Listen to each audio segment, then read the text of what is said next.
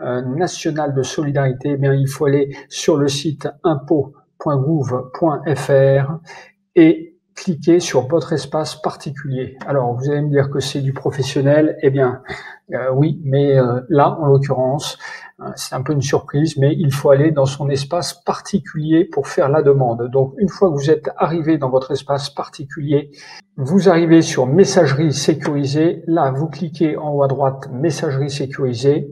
Vous arrivez ensuite dans votre espace de messagerie, vous cliquez sur écrire, puis je demande l'aide aux entreprises fragilisées par l'épidémie Covid-19 et vous arrivez sur le formulaire création d'une demande. Vous allez voir, c'est très simple, on va le faire ensemble, encore qu'il y a quelques petites subtilités, quelques pièges qu'il faut éviter. Donc, vous allez certifier qu'en tant que demandeur, vous êtes bien habilité à faire la demande pour votre entreprise. Elle a débuté son activité avant le 1er février 2020. Oui, elle n'a pas déposé de déclaration de cessation des paiements au 1er mars 2020. En effet, son effectif est inférieur ou égal à 10 salariés. Si vous avez plus de 10 salariés, vous n'avez pas le droit à cette aide. Et vous indiquez le nombre de salariés en CDD ou en CDI, donc vous ne vous comptez pas en tant que dirigeant. Cette case est importante puisque c'est cette case qui va vous permettre éventuellement de demander, d'obtenir l'aide supplémentaire de 2 000 € en plus des 1 500 € auxquels vous avez droit.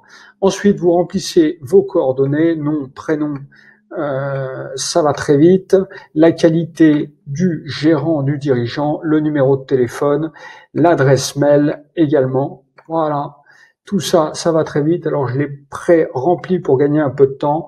Il y a une subtilité, c'est le numéro NIC. On vous demande le numéro sirène, donc ça, vous le connaissez. Mais le numéro NIC, tout le monde ne sait pas ce que c'est. C'est un numéro d'immatriculation. C'est les 5 chiffres qui suivent votre numéro sirène et ils apparaissent sur votre déclaration de TVA, par exemple. Mais vous pouvez aussi les trouver sur Internet en tapant sirène. Sirène ou sirette, ET à la fin, et vous aurez ce chiffre, ces 5 derniers chiffres qui se représentent le NIC.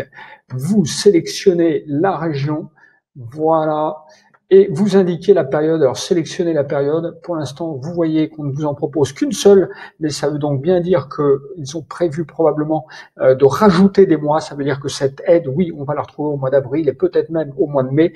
Pour l'instant, vous n'avez qu'une période à sélectionner, 1er mars, et là, vous avez 2 cas. Soit mon entreprise a fait l'objet d'une interdiction d'accueil au public durant la période, ce qu'on appelle la fermeture administrative. C'est le cas, par exemple, des restaurants, des bars ou des hôtels et des salles de spectacle. Par rapport au chiffre d'affaires de l'année de référence, donc 2019, mars 2019, alors vous allez voir, moi en mars 2019, eh bien, je marque que je faisais 10 000 € de chiffre d'affaires, et cette année, en 2020, je vais marquer que j'ai connu une baisse de 70%, donc 3 000 € de chiffre d'affaires. Et là, c'est un peu une surprise, mais qu'est-ce qu'on me dit? On me dit que, eh bien, j'ai fait 70% de baisse de chiffre d'affaires et je n'ai pas droit à l'aide. C'est là la subtilité. Attention, c'est que si vous faites 70% de baisse de chiffre d'affaires, vous n'avez le droit à aucune aide. Si par contre vous faites 71%, donc je vais mettre 2 999 €, eh bien vous voyez qu'il y a un effet malgré tout, un effet palier, puisque j'ai 1 500 € d'aide pour une perte supérieure de 0,01%. Donc, contrairement à ce que Bruno Le Maire avait annoncé, il y a un effet couperet, c'est-à-dire que soit on a la totalité, soit on n'a rien du tout. Il n'y a pas de progressivité dans cette aide.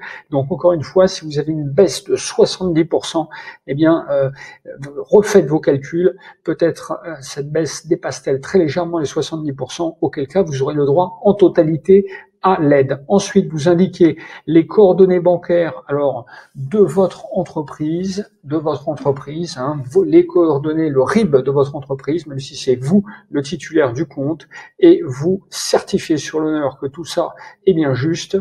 Enfin, il vous reste à valider. Voilà, valider votre demande, c'est terminé pour cette demande de 1 500 € d'aide du Fonds national de solidarité, et vous recevrez un email qui va vous le confirmer et vous aurez accès à votre demande pour la suivre dans votre espace en ligne. C'est terminé. À bientôt sur cette chaîne. N'oubliez pas de vous abonner si ce n'est pas encore fait.